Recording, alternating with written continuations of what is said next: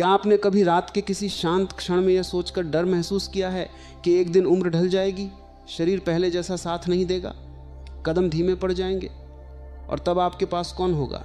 शायद आपने अपने आसपास अनगिनत बार एक वाक्य सुना होगा, बेटा है ना बुढ़ापे का सहारा बन जाएगा। इतनी बार सुना है कि अब यह वाक्य सच से भी बड़ा सच लगने लगा है। लेकिन क्या आपने कभी रुककर खुद से पूछा है कि आखिर ये विश्वास पैदा कैसे हुआ? और उससे भी बड़ा सवाल, क्या यह विश्वास वास्तव में सच है या यह केवल एक ऐसी धारणा है जिसे पीढ़ियों से बिना जांचे परखे आगे बढ़ाया जाता रहा है?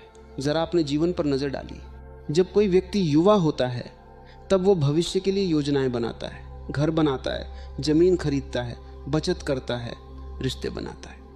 लेकिन इन सब के बीच उसके मन में एक और अदृश्य निवेश चलता रहता है। वो अपने बच्चों में निवेश करता है। वह सोचता है आज मैं इनके लिए मेहनत कर रहा हूँ, कल ये मेरे लिए खड़े होंगे। यहीं से एक बहुत गहरी मनोवैज्ञानिक कहानी शुरू होती है। ध्यान से देखिए, अक्सर माता पिता अपने बच्चों को केवल प्यार नहीं देते, वे उनके भीतर अपना भविष्य भी देखने लगते हैं। बेटे का जन्म होते ही कई लोगों के चेहरे पर जो संतोष दिखाई देता है वह केवल पिता बनने या माँ बनने की खुशी नहीं होती। उसके पीछे एक और भावना छिपी होती है, एक सुरक्षा की भावना, एक आश्वासन, एक कल्पना कि अब बुढ़ापा अकेला नहीं होगा। लेकिन जीवन की सबसे बड़ी विडंबना यही है कि जो बातें हमें सबसे ज़्यादा निश्चित लगती हैं अक्सर वही सबसे ज़्यादा अनिश्चित निकलती हैं। आपने भी ऐसे परिवार देखे होंगे।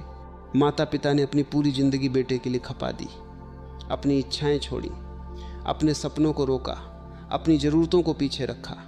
लेकिन जब उम्र ढली तब वही बेटा हजारों किलोमीटर दूर किसी दूसरे शहर या दूसरे देश में बस गया। अब यहाँ एक दिलचस्प प्रश्न पैदा होता है, क्या बेटा बदल गया या फिर हमारी अपेक्षा वास्तविकता से बड़ी थी? जरा सोचिए, जब एक छोटा बच्चा चलना सीखता है तो माता पिता उसे स्वतंत्र बनाना चाहते हैं। वह गिरता है, संभलता है, आगे बढ़ता है। वे चाहते हैं कि वो अपने पैरों पर खड़ा हो। लेकिन जैसे जैसे समय बीतता है वही माता पिता अनजाने में उसके जीवन से एक उम्मीद जोड़ लेते हैं, जब हम कमज़ोर होंगे तब यह हमारे लिए खड़ा होगा। यानी जिस स्वतंत्रता को उन्होंने स्वयं जन्म दिया था, एक दिन उसी स्वतंत्रता से उन्हें डर लगने लगता है। क्यों? क्योंकि मनुष्य का मन बहुत विचित्र है। वह प्रेम और अपेक्षा के बीच का अंतर अक्सर भूल जाता है। जहाँ प्रेम होता है वहाँ देने की खुशी होती है, जहाँ अपेक्षा होती है वहाँ लौट कर पाने की प्रतीक्षा होती है। और प्रतीक्षा जितनी लंबी होती जाती है दुख की संभावना उतनी ही बढ़ती जाती है। लेकिन ठहरिए, ये चर्चा इतनी सरल नहीं है कि हम कह दें कि अपेक्षा गलत है, क्योंकि हर अपेक्षा के पीछे एक भय छिपा होता है। और बुढ़ापे से जुड़ा सबसे बड़ा भय क्या है? अकेलापन। ध्यान दीजिए, अधिकांश लोग मृत्यु से उतना नहीं डरते जितना अकेले पड़ जाने से डरते हैं। कई वृद्ध लोग कहते हैं कि उन्हें बीमारी का डर नहीं है। उन्हें डर है कि बीमारी के समय पानी का गिलास कौन देगा। उन्हें दर्द का डर नहीं है। उन्हें डर है कि दर्द सुनने वाला कौन होगा। उन्हें चलने में कठिनाई का डर नहीं है। उन्हें डर है कि गिर जाने पर उठाएगा कौन। यहीं से सहारे की पूरी अवधारणा जन्म लेती है और धीरे धीरे समाज ने इस सहारे का चेहरा तय कर दिया। बेटा, लेकिन क्या सचमुच सहारे का कोई लिंग होता है? क्या सहारा केवल रिश्ते से आता है? क्या खून का रिश्ता ही सबसे बड़ा रिश्ता होता है? या फिर जीवन कहीं अधिक जटिल है? कभी एक बेटा घर में रहकर भी बहुत दूर होता है और कभी कोई दूर रहने वाला व्यक्ति दिल से इतना पास होता है कि वो परिवार से भी बड़ा सहारा बन जाता है। ये बात सुनने में असहज लग सकती है, क्योंकि ये उस विश्वास को चुनौती देती है जिसके ऊपर न जाने कितनी पीढ़ियों ने अपनी मानसिक सुरक्षा खड़ी की है। लेकिन जीवन को समझने का पहला कदम यही है कि हम उन बातों पर प्रश्न करें जिन्हें हमने बिना सोचे स्वीकार कर लिया है। एक वृद्ध व्यक्ति की कहानी है। उन्होंने पूरी जिंदगी यही सोचकर मेहनत की कि उनका बेटा उनके बुढ़ापे की लाठी बनेगा। उन्होंने अपने लिए बहुत कम बचाया, अपने शौक त्याग दिए, दोस्तों से दूरी बना ली, सामाजिक जीवन सीमित कर दिया। उनकी पूरी दुनिया धीरे धीरे केवल एक व्यक्ति के इर्द गिर्द सिमटती गई। बेटा, साल गुजरते गए, बेटा बड़ा हुआ, सफल हुआ और फिर अपने जीवन की जिम्मेदारियों में इतना व्यस्त हो गया कि पिता की कल्पना और बेटे की वास्तविकता के बीच एक लंबी दूरी पैदा हो गई। अब यहाँ सबसे दुखद बात क्या थी? बेटे का दूर होना नहीं, सबसे दुखद बात यह थी कि उस वृद्ध व्यक्ति ने अपने जीवन के सारे सहारे एक ही खंभे पर टिका कर रख दिए थे, और जब वो खंभा उनकी कल्पना के अनुसार मजबूत नहीं निकला तब पूरी मानसिक दुनिया हिल गई। अब जरा अपने जीवन की ओर लौटिए। क्या कहीं ऐसा तो नहीं कि आपने भी अपने मन के भीतर कोई अदृश्य खंभा खड़ा कर रखा है? क्या कहीं ऐसा तो नहीं कि आप भी भविष्य की सुरक्षा को किसी एक व्यक्ति से जोड़कर देख रहे हैं, और यदि वह व्यक्ति आपकी उम्मीदों के अनुसार न चला तो, यदि उसके जीवन की दिशा आपकी कल्पना से अलग निकली तो, यदि उसने आपको छोड़ने का निर्णय नहीं लिया, फिर भी परिस्थितियां उसे दूर ले गई तो, तब क्या होगा? यहीं से एक और गहरा प्रश्न जन्म लेता है। शायद बुढ़ापे का सबसे बड़ा संकट शरीर की कमजोरी नहीं होता, शायद सबसे बड़ा संकट उन कल्पनाओं का टूटना होता है जिन पर हमने अपनी पूरी भावनात्मक दुनिया खड़ी कर रखी होती है। और यही वो जगह है जहां हमें ये समझना शुरू करना होगा कि सहारा वास्तव में क्या है। क्योंकि हो सकता है कि जिस चीज को हम जीवन भर सहारा समझते रहे उसका अर्थ कुछ और ही हो। क्योंकि हो सकता है कि जिस चीज को हम जीवन भर सहारा समझते रहे उसका अर्थ कुछ और ही हो। जरा गौर कीजिए, जब कोई व्यक्ति कहता है मेरा बेटा मेरा सहारा है, तो वो वास्तव में क्या कह रहा होता है? क्या वह केवल ये कह रहा है कि कोई उसके लिए दवा लेकर आएगा, कोई अस्पताल ले जाएगा, कोई आर्थिक सहायता करेगा, या फिर इसके पीछे कुछ और गहरा छिपा है? मनुष्य केवल रोटी, कपड़ा और दवा से नहीं जीता। उसे ये एहसास भी चाहिए होता है कि वह किसी के लिए महत्वपूर्ण है। उसे यह महसूस होना चाहिए कि उसकी उपस्थिति अभी भी किसी के जीवन में मायने रखती है। और शायद यही कारण है कि बहुत से बुजुर्गों को सबसे ज्यादा पीड़ा तब होती है जब उनकी बातों को अनसुना कर दिया जाता है। ध्यान से देखिए, कई बार बेटा घर में मौजूद होता है, सारी सुविधाएं मौजूद होती हैं, अच्छा घर होता है, अच्छा भोजन होता है, दवाइयों की कमी नहीं होती, लेकिन फिर भी माता पिता के भीतर एक खालीपन बना रहता है। क्यों? क्योंकि शरीर की ज़रूरतें पूरी हो रही होती हैं, लेकिन मन की ज़रूरतें अधूरी रह जाती हैं। वो चाहते हैं कि कोई उनकी बात सुने, उनके अनुभवों को महत्व दे, उनके अस्तित्व को स्वीकार करे, उनकी आंखों में देखकर कहे कि आप अभी भी हमारे लिए महत्वपूर्ण हैं। यहीं पर एक बहुत बड़ा भ्रम टूटने लगता है। सहारा केवल शारीरिक नहीं होता, सहारा भावनात्मक भी होता है, सहारा मानसिक भी होता है, सहारा आध्यात्मिक भी होता है। और कई बार सबसे बड़ी विडंबना यह होती है कि लोग पूरी जिंदगी शारीरिक सहारे की तैयारी करते रहते हैं, लेकिन भावनात्मक सहारे की नहीं। उन्होंने बैंक बैलेंस बनाया, मकान बनाया, जमीन बनाई, लेकिन ऐसे रिश्ते नहीं बनाए जिनमें आत्मीयता जीवित रहे। उन्होंने बच्चों का भविष्य बनाया, लेकिन अपना वर्तमान जीना भूल गए। उन्होंने परिवार को समय दिया, लेकिन स्वयं को जानने का समय नहीं दिया। और फिर जब उम्र ढलती है, तब अचानक उन्हें महसूस होता है कि उनके पास लोग तो हैं, लेकिन भीतर एक अजीब अकेलापन भी है। क्या आपने कभी सोचा है कि ऐसा क्यों होता है? क्योंकि अकेलापन लोगों की कमी से नहीं आता। अकेलापन अक्सर स्वयं से दूरी के कारण पैदा होता है। ये बात पहली बार सुनने पर अजीब लग सकती है, लेकिन जरा याद कीजिए, कई लोग भीड़ में भी अकेले महसूस करते हैं, और कई लोग अकेले होकर भी शांत और संतुष्ट रहते हैं। अंतर कहाँ है? अंतर भीतर है।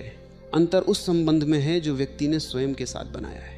लेकिन समाज ने हमें बचपन से क्या सिखाया कि तुम्हारी खुशी बाहर है, तुम्हारी सुरक्षा बाहर है, तुम्हारी पहचान बाहर है, तुम्हारा सहारा बाहर है। और जब कोई बात हजारों बार दोहराई जाती है तो वह सत्य जैसी लगने लगती है। इसीलिए अधिकांश लोग अपने जीवन की पूरी संरचना बाहरी सहारों पर खड़ी कर लेते हैं। कोई धन को सहारा मानता है, कोई पद को, कोई रिश्तों को, और कोई बेटे को। लेकिन जीवन बार बार एक ही शिक्षा देता है, जिस चीज को तुम स्थायी मानते हो वही सबसे पहले बदल जाती है। बच्चा छोटा था, बड़ा हो गया। जो घर कभी हंसी से भरा रहता था वह खाली हो गया। जो लोग हर दिन साथ बैठते थे वे अपनी अपनी दुनियाओं में खो गए। जो शरीर कभी पहाड़ जैसा मजबूत था वो धीरे धीरे थकने लगा। सब बदल गया। और यदि सब बदल रहा है तो फिर हम किस आधार पर ये मान लेते हैं कि कोई एक व्यक्ति जीवन भर हमारे लिए वैसा ही रहेगा जैसा हम चाहते हैं? यही प्रश्न असुविधाजनक है। यही प्रश्न बेचैन करता है, क्योंकि यह हमारी सबसे पुरानी मान्यताओं को छूता है। लेकिन जीवन की गहराई में उतरने के लिए इन प्रश्नों से भागा नहीं जा सकता। एक और बात पर ध्यान दीजिए। बहुत से माता पिता कहते हैं हमने बच्चों के लिए इतना किया, बदले में हमें क्या मिला? ये वाक्य सुनने में बिल्कुल स्वाभाविक लगता है, लेकिन इसके भीतर छिपा हुआ मनोविज्ञान बहुत गहरा है। जब भी मन हमने इतना किया गिनाना शुरू करता है, वहां कहीं ना कहीं लेन देन की भावना प्रवेश कर चुकी होती है। हो सकता है व्यक्ति स्वयं इसे स्वीकार न करे, हो सकता है वो इसे प्रेम का नाम दे, लेकिन भीतर कहीं एक अदृश्य हिसाब किताब चल रहा होता है। मैंने इतना दिया, मुझे इतना मिलना चाहिए। मैंने इतना त्याग किया, मुझे इतना सम्मान मिलना चाहिए। मैंने इतना सहारा दिया, अब मुझे सहारा मिलना चाहिए। और यहीं से दुख का बीज जन्म लेता है, क्योंकि जीवन कोई व्यापार नहीं है, रिश्ते कोई अनुबंध नहीं है, और बच्चे कोई भविष्य निधि नहीं है। ये सुनकर कुछ लोगों को कठोर लग सकता है, लेकिन जरा शांत होकर सोचिए, क्या किसी बच्चे ने जन्म लेते समय यह वादा किया था कि वह आपके बुढ़ापे का सहारा बनेगा? नहीं, वह तो अपने जीवन की यात्रा लेकर आया था, अपने सपनों के साथ, अपनी चुनौतियों के साथ, अपने कर्मों के साथ। फिर यह अपेक्षा कहां से आई? और यदि यह अपेक्षा हमारी अपनी बनाई हुई है तो क्या संभव है कि हमारी पीड़ा का एक हिस्सा भी उसी अपेक्षा से पैदा हो रहा हो? यहीं से चर्चा और भी गहरी हो जाती है, क्योंकि अब सवाल बेटे का नहीं रह जाता, अब सवाल हमारे मन का हो जाता है। हम आखिर सहारा क्यों खोजते हैं? हमें भविष्य का इतना भय क्यों है? हम अकेले पड़ जाने से इतना डरते क्यों हैं? और सबसे महत्वपूर्ण बात, क्या यह संभव है कि जिस दिन मनुष्य अपने भीतर के इस भय को समझ लेता है उसी दिन सहारे का पूरा अर्थ बदलने लगता है? लेकिन उस भय की जड़ कहाँ है? वह केवल बुढ़ापे में पैदा नहीं होती, उसकी शुरुआत तो बहुत पहले हो चुकी होती है। शायद तब से जब हम पहली बार अपने अस्तित्व को किसी दूसरे के सहारे से जोड़ना सीखते हैं, उसकी शुरुआत तो बहुत पहले हो चुकी होती है। शायद तब से जब हम पहली बार अपने अस्तित्व को किसी दूसरे के सहारे से जोड़ना सीखते हैं। एक छोटे बच्चे को देखिए, जब वो जन्म लेता है तब उसका पूरा संसार किसी और पर निर्भर होता है। उसे भूख लगे तो कोई और खिलाता है, उसे डर लगे तो कोई और संभालता है, उसे चलना हो तो कोई उंगली पकड़ाता है। धीरे धीरे उसके मन में एक गहरा संस्कार बनता है, सुरक्षा बाहर है। और यही संस्कार उम्र के साथ केवल अपना रूप बदलता रहता है। बचपन में माता पिता सुरक्षा बन जाते हैं, युवावस्था में मित्र, साथी, समाज या पैसा सुरक्षा बन जाता है, और वृद्धावस्था में अक्सर संतान सुरक्षा का प्रतीक बन जाती है। ध्यान दीजिए, वस्तुएं बदलती रहती हैं लेकिन मन का पैटर्न वही रहता है। मन हमेशा किसी न किसी सहारे को पकड़ना चाहता है। क्यों? क्योंकि उसे अनिश्चितता से डर लगता है। उसे यह स्वीकार करने में कठिनाई होती है कि जीवन पूरी तरह हमारे नियंत्रण में नहीं है। और यही वह सत्य है जिससे अधिकांश लोग जीवन भर बचते रहते हैं। एक बार एक वृद्ध व्यक्ति ने कहा था, मुझे अपने बेटे से शिकायत नहीं है। ये सुनकर सामने वाला व्यक्ति चौंक गया, क्योंकि वर्षों से वो जानते थे कि बेटा मुश्किल से महीने में एक बार फोन करता है, मुलाकातें भी बहुत कम होती थी। फिर भी वृद्ध व्यक्ति ने कहा, शिकायत बेटे से नहीं है, शिकायत अपनी सोच से है। ये बहुत असामान्य उत्तर था। उन्होंने आगे कहा, मैंने अपने मन में एक तस्वीर बना ली थी। मुझे लगता था कि एक दिन मेरा बेटा मेरे पास बैठेगा, मेरी बातें सुनेगा, मेरे साथ समय बिताएगा, लेकिन वो तस्वीर मेरी थी, उसकी नहीं। अब जरा रुककर इस बात को महसूस कीजिए। जीवन में हमारा अधिकांश दुख वास्तविकता से नहीं बल्कि उस कल्पना से पैदा होता है जिसे हम वास्तविकता मान बैठे होते हैं। हम लोगों को नहीं देखते, हम उनके बारे में बनाई हुई अपनी तस्वीरों को देखते हैं। हम बच्चों को नहीं देखते, हम अपने सपनों का विस्तार देखते हैं। हम रिश्तों को नहीं देखते, हम उनसे जुड़ी उम्मीदों को देखते हैं। और जब वास्तविक जीवन उन उम्मीदों से मेल नहीं खाता तब हमें लगता है कि दुनिया बदल गई है, जबकि कई बार दुनिया नहीं बदलती, केवल हमारी कल्पना टूटती है। और कल्पनाएं जब टूटती हैं तब दर्द बहुत गहरा होता है, क्योंकि कल्पनाओं में केवल विचार नहीं होते, उनमें वर्षों का भावनात्मक निवेश होता है, सैकड़ों त्याग होते हैं, हजारों उम्मीदें होती हैं, अनगिनत रातों की मेहनत होती है। इसलिए जब कोई माता पिता कहते हैं कि उन्हें बेटे से दुख मिला है, तो कई बार दुख केवल बेटे के व्यवहार से नहीं आता, दुख उस कहानी के टूटने से आता है जो उन्होंने वर्षों तक अपने भीतर संजो कर रखी थी। अब यहाँ एक और महत्वपूर्ण बात समझनी होगी। क्या हर बेटा अपने माता पिता का सहारा नहीं बनता? नहीं, ऐसा कहना भी गलत होगा। दुनिया में अनगिनत बेटे हैं जो अपने माता पिता के लिए सब कुछ करते हैं, उनकी सेवा करते हैं, उनकी देखभाल करते हैं, उनकी खुशी का ध्यान रखते हैं। लेकिन यहाँ प्रश्न किसी एक बेटे या किसी एक परिवार का नहीं है, प्रश्न उस मानसिकता का है जिसमें हम सहारे को एक निश्चित परिणाम मान लेते हैं। यही भूल शुरू होती है, क्योंकि जीवन संभावना देता है, गारंटी नहीं। आप बीज बो सकते हैं लेकिन फल की गारंटी नहीं कर सकते। आप प्रेम दे सकते हैं लेकिन बदले में वैसा ही प्रेम मिलेगा, इसकी गारंटी नहीं कर सकते। आप बच्चों को अच्छे संस्कार दे सकते हैं लेकिन उनका जीवन किस दिशा में जाएगा इसकी गारंटी नहीं कर सकते। फिर भी मन गारंटी चाहता है। मन कहता है कुछ तो ऐसा हो जो निश्चित हो। लेकिन क्या आपने कभी गौर किया है कि जीवन बार बार हमें अनिश्चितता का पाठ पढ़ाता है? किसी का व्यवसाय अचानक बदल जाता है, किसी का स्वास्थ्य अचानक बदल जाता है, किसी का रिश्ता अचानक बदल जाता है, किसी का पूरा जीवन कुछ वर्षों में वैसा नहीं रहता जैसा पहले था। फिर भी हम एक बात को लेकर निश्चित रहना चाहते हैं कि हमारा भविष्य वैसा ही होगा जैसा हमने सोचा है। यही संघर्ष पैदा होता है, और यही संघर्ष वृद्धावस्था में सबसे अधिक दिखाई देता है, क्योंकि उस समय मनुष्य के पास समय बहुत होता है, सोचने के लिए समय, याद करने के लिए समय, तुलना करने के लिए समय, और कभी कभी पछताने के लिए भी समय। वो बैठकर अपने जीवन को देखता है और फिर एक प्रश्न धीरे धीरे उसके भीतर उठने लगता है, क्या मैंने सचमुच जीवन जिया था या मैं केवल भविष्य के सहारे की तैयारी करता रहा। उन्होंने यात्रा नहीं की क्योंकि बच्चों के लिए बचत करनी थी। उन्होंने अपने शौक छोड़ दिए क्योंकि बच्चों की पढ़ाई जरूरी थी। उन्होंने मित्रों से दूरी बना ली क्योंकि परिवार ही सब कुछ था। उन्होंने स्वयं को भुला दिया क्योंकि उन्हें लगा कि एक दिन बच्चे ही उनकी दुनिया होंगे। लेकिन जब वो दिन आता है तब उन्हें पता चलता है कि बच्चों की भी अपनी दुनिया है, अपने संघर्ष है, अपनी जिम्मेदारियां हैं, अपनी दौड़ है। और तब पहली बार उन्हें अपने भीतर एक खाली कमरा दिखाई देता है, एक ऐसा कमरा जिसे उन्होंने वर्षों से खोला ही नहीं था। वो कमरा उनका अपना था, उनकी अपनी पहचान का, उनकी अपनी चेतना का, उनकी अपनी आंतरिक शक्ति का। और शायद सबसे बड़ा प्रश्न यही है, यदि किसी व्यक्ति ने पूरी जिंदगी अपने भीतर के उस कमरे को बंद रखा हो, यदि उसने स्वयं से रिश्ता बनाने के बजाय केवल बाहरी रिश्तों पर भरोसा किया हो, तो क्या केवल बेटा, बेटी, परिवार या कोई भी दूसरा व्यक्ति उस खालीपन को भर सकता है? या फिर उस खालीपन की प्रकृति ही कुछ और है? और उसे समझे बिना हम सहारे की पूरी चर्चा को कभी समझ ही नहीं सकते। और उसे समझे बिना हम सहारे की पूरी चर्चा को कभी समझ ही नहीं सकते। जरा एक दृश्य की कल्पना कीजिए, एक वृद्ध व्यक्ति अपने घर की बालकनी में बैठा है, सामने सड़क पर लोगों की भीड़ है, गाड़ियां आ जा रही हैं, दुनिया अपनी गति से चल रही है, लेकिन उसके भीतर समय जैसे धीमा पड़ गया है। वह बार बार फोन की ओर देखता है, शायद बेटे का फोन आए, शायद कोई संदेश आए, शायद कोई पूछे कि आप कैसे हैं। और जब घंटों बीत जाते हैं तब उसके भीतर एक अजीब सी चुप्पी उतरने लगती है। अब यहाँ एक बात बहुत ध्यान देने की है, दर्द केवल फोन ना आने का नहीं है। दर्द उस एहसास का है कि शायद अब मैं किसी की प्राथमिकता नहीं हूँ। और मनुष्य के लिए यह एहसास बहुत भारी होता है, क्योंकि पूरी जिंदगी उसने स्वयं को किसी न किसी भूमिका में देखा होता है। किसी का पिता, किसी का पति, किसी का कमाने वाला, किसी का मार्गदर्शक, किसी का संरक्षक। लेकिन जैसे जैसे उम्र बढ़ती है ये भूमिकाएं धीरे धीरे कम होने लगती हैं और तब पहली बार व्यक्ति का सामना स्वयं से होता है। अब वो कौन है? यदि उससे उसकी भूमिका छीन ली जाए तो, यदि उससे उसकी पहचान छीन ली जाए तो, यदि उससे उसका महत्व छीन लिया जाए तो क्या बचता है?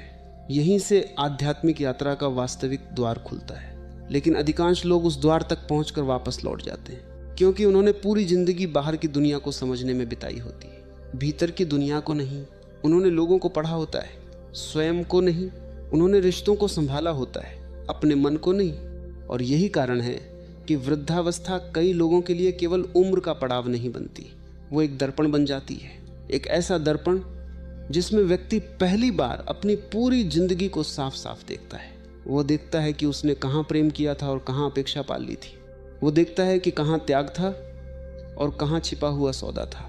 वो देखता है कि कहाँ स्नेह था और कहाँ भविष्य की सुरक्षा पाने की इच्छा थी। और ये देखना आसान नहीं होता, क्योंकि मन स्वयं के बारे में सच सुनना पसंद नहीं करता। मन हमेशा ये मानना चाहता है कि गलती बाहर है। बेटा बदल गया, समाज बदल गया, समय बदल गया, नई पीढ़ी बदल गई। लेकिन कभी कभी जीवन धीरे से पूछता है, क्या केवल वही बदले हैं या कुछ भ्रम भी टूटे हैं? यही प्रश्न भीतर बेचैनी पैदा करता है, क्योंकि यदि समस्या केवल बाहर होती तो समाधान भी बाहर मिल जाता।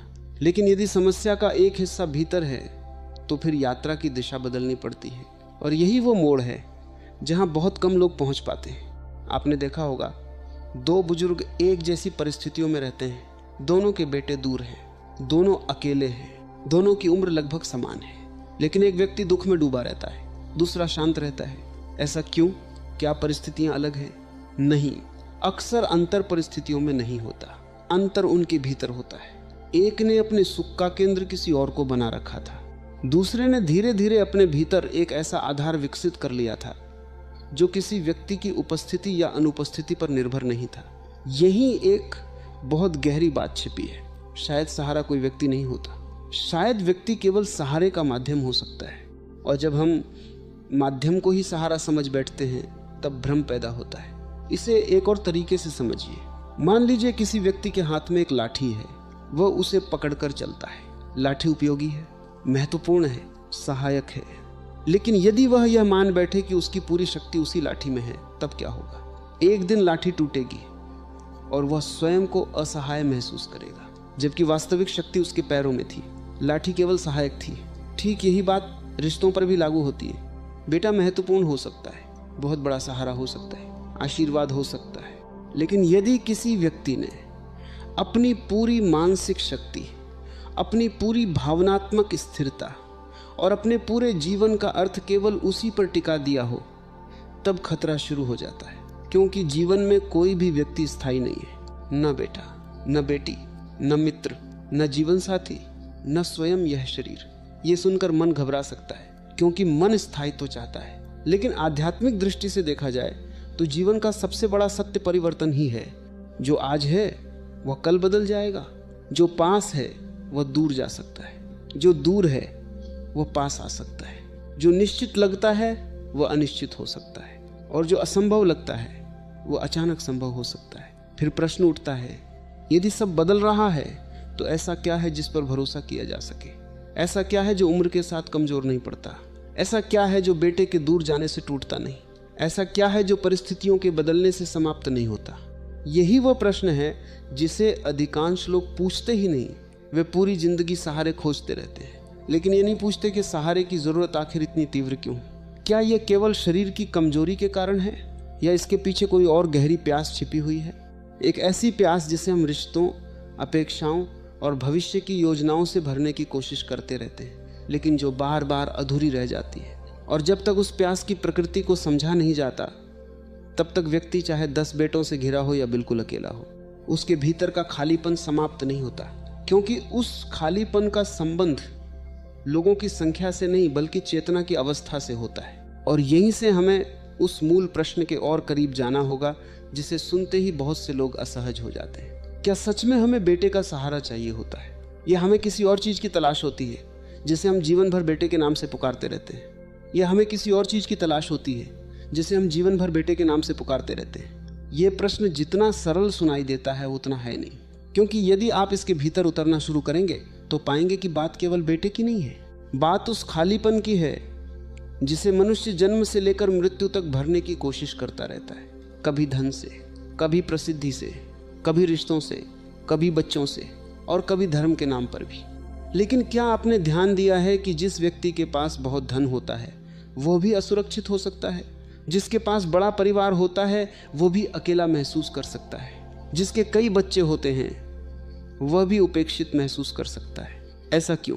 क्योंकि समस्या बाहर की वस्तुओं की कमी नहीं है, समस्या भीतर की उस भूख की है जिसका नाम हम ठीक से जानते ही नहीं। एक वृद्ध महिला ने एक बार कहा था, मेरे 3 बेटे हैं लेकिन फिर भी मैं अकेली हूँ।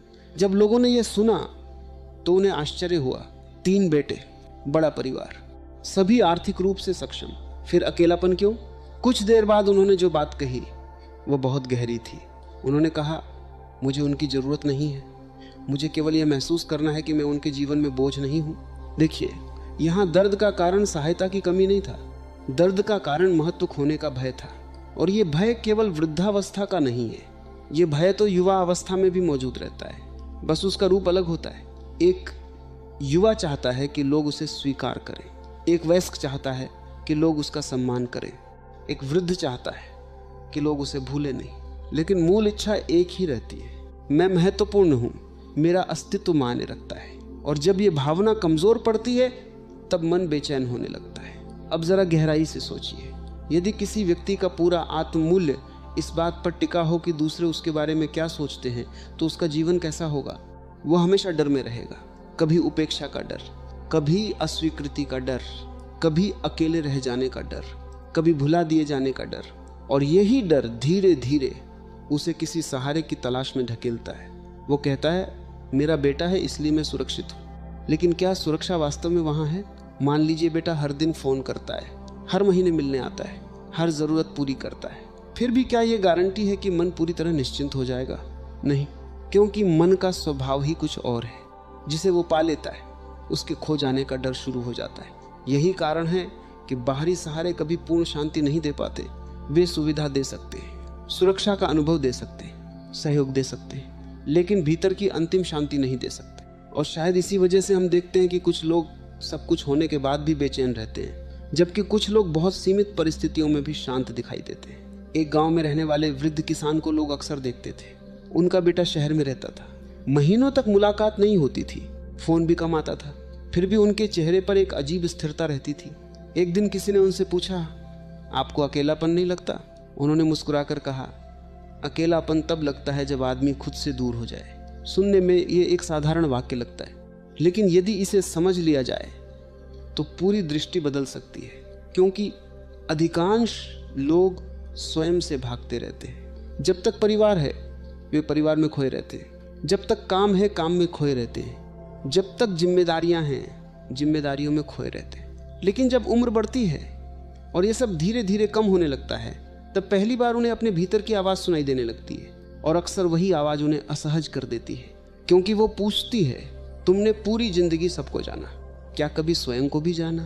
तुमने सबके लिए समय निकाला, क्या कभी अपने भीतर उतरने का समय निकाला? तुमने बच्चों का भविष्य बनाया, क्या अपना आंतरिक आधार भी बनाया? और यहीं बहुत से लोग मौन हो जाते हैं, क्योंकि वे महसूस करते हैं कि उन्होंने जीवन की एक महत्वपूर्ण दिशा को कभी देखा ही नहीं।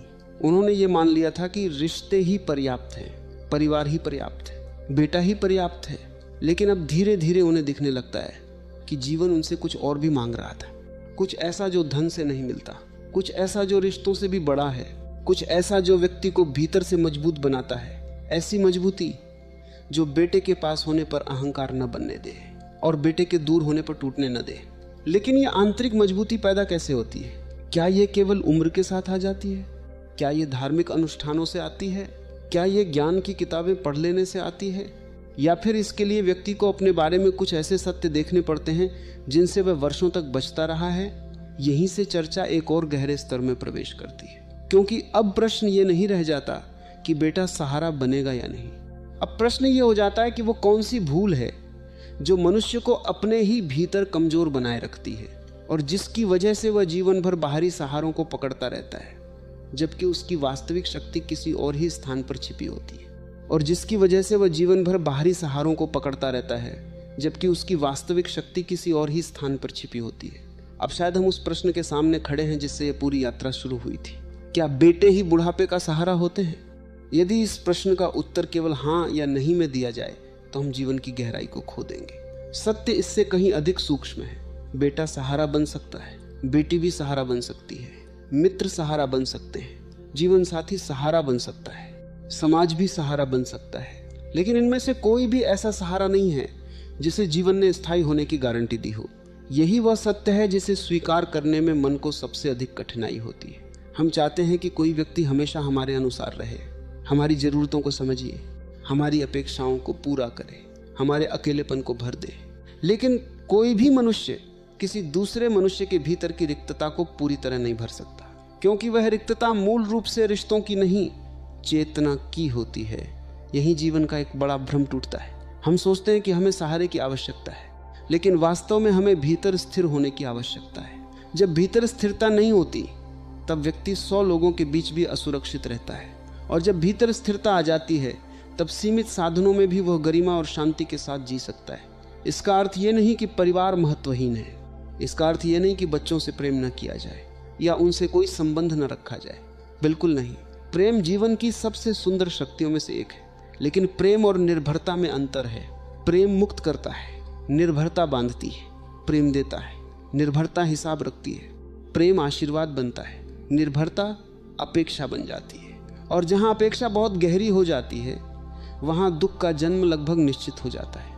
इसलिए शायद बुद्धिमानी ये नहीं कि हम अपने बच्चों से उम्मीद करना छोड़ दें। बुद्धिमानी यह है कि हम अपनी पूरी जिंदगी का भार केवल उन्हीं पर न रख दें।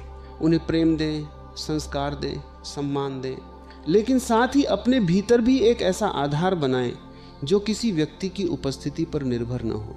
मित्रता बनाए रखें, समाज से जुड़े रहें, अपने शौक जीवित रखें, सीखना बंद न करें, अपने शरीर का ध्यान रखें, और सबसे महत्वपूर्ण स्वयं के साथ संबंध बनाना सीखें। क्योंकि अंततः बुढ़ापे का सबसे बड़ा सहारा केवल वह व्यक्ति नहीं होता जो आपके पास बैठा है। सबसे बड़ा सहारा वो मन होता है जिसने जीवन को समझ लिया है। वह चेतना होती है जिसने स्वीकार कर लिया है कि परिवर्तन जीवन का नियम है। वह हृदय होता है जिसने प्रेम करना सीखा है, लेकिन पकड़ कर रखना नहीं। वह दृष्टि होती है जो बच्चों को अपनी संपत्ति नहीं बल्कि जीवन के यात्री के रूप में देखती है। और तब एक अद्भुत परिवर्तन होता है। बेटा पास हो तो कृतज्ञता होती है, दूर हो तो शिकायत नहीं होती, मदद मिले तो आनंद होता है, न मिले तो आत्मसम्मान बना रहता है। क्योंकि व्यक्ति जान चुका होता है कि उसका अस्तित्व किसी एक रिश्ते पर टिका नहीं है, वो भीतर से खड़ा है और जो व्यक्ति भीतर से खड़ा हो जाता है उसके लिए दुनिया के सारे रिश्ते बोझ नहीं वरदान बन जाते हैं। इसलिए यदि कोई पूछे कि बुढ़ापे का सहारा कौन है, तो शायद सबसे सच्चा उत्तर ये होगा, बेटे सहारा बन सकते हैं और ये एक सुंदर बात है, लेकिन सबसे विश्वसनीय सहारा वह आंतरिक परिपक्वता है जिसे कोई छीन नहीं सकता। जिस दिन मनुष्य इस सत्य को समझ लेता है उस दिन उसका भय कम होने लगता है, उसकी अपेक्षाएं हल्की होने लगती हैं, उसका प्रेम शुद्ध होने लगता है और वो पहली बार ये अनुभव करता है कि जीवन का उद्देश्य केवल सहारा ढूंढना नहीं था, बल्कि स्वयं ऐसा बनना था कि परिस्थितियां बदलें, लोग बदलें, समय बदल जाए, फिर भी भीतर की शांति बनी रहे।